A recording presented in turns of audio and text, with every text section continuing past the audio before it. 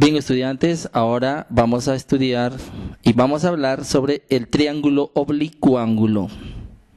En primer lugar, definiremos qué es un triángulo oblicuángulo.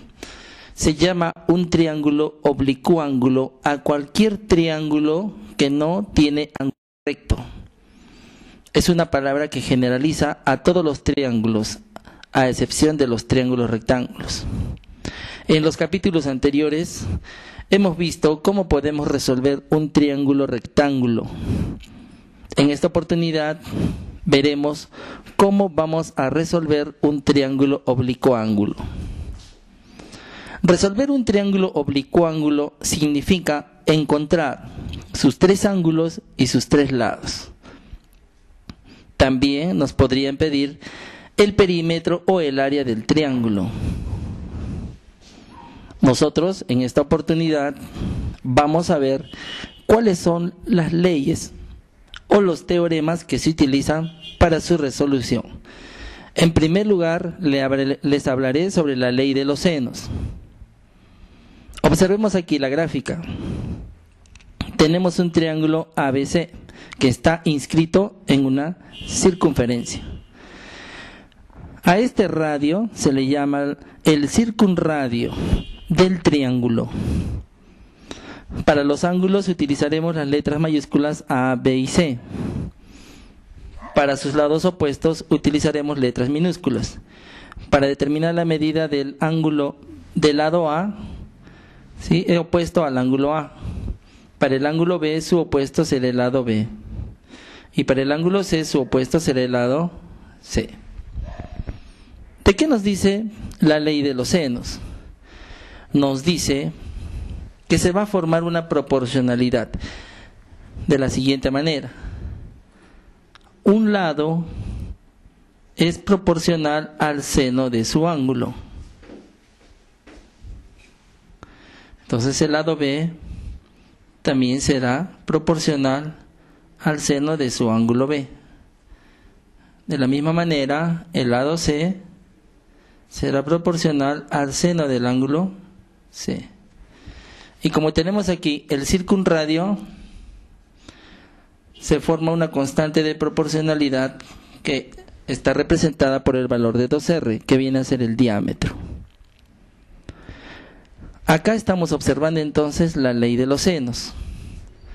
La ley de los senos nos permitirá resolver un triángulo, es decir, encontrar sus lados o sus ángulos.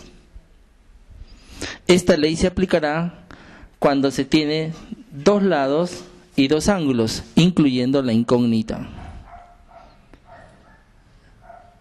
Si nosotros vamos a trabajar con variables, se puede establecer las siguientes relaciones.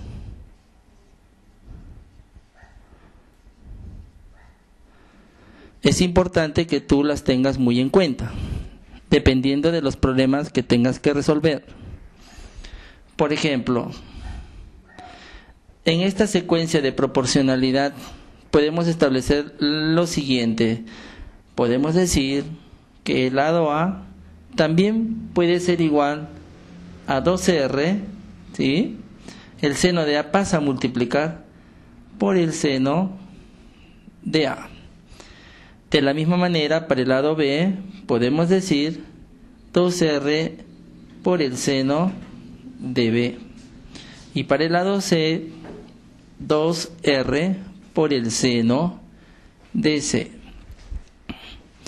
También se podría trabajar con las siguientes deducciones. Podemos decir A sobre 2R es igual al seno de A. Es decir, que me podían poner en el ejercicio seno de A, yo puedo hacer la representación por esta equivalencia, A sobre 2R. De la misma manera, B sobre 2R será igual al seno de B.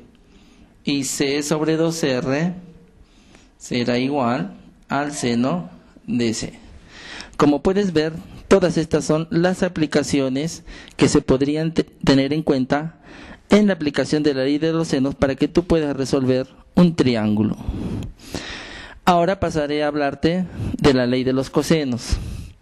Es otra ley también que nos permite encontrar los elementos de un triángulo, como son sus ángulos y sus lados. Esta ley nos dice, si observamos uno de estos triángulos, que un lado al cuadrado va a ser igual a la suma de los otros dos lados, pero estos elevados al cuadrado, menos el doble producto de estos dos lados que no se están tomando en cuenta, por el coseno del lado que se está trabajando. Si quisiéramos encontrar el lado B, diríamos que este lado al cuadrado va a ser igual a la suma de los cuadrados de los otros dos lados, menos el doble producto de estos dos por el coseno, en este caso, del ángulo B.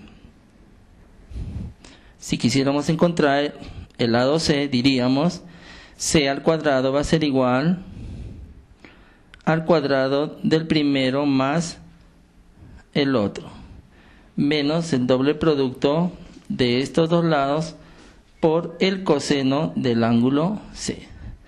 Es lo que nos dice la ley de los cosenos.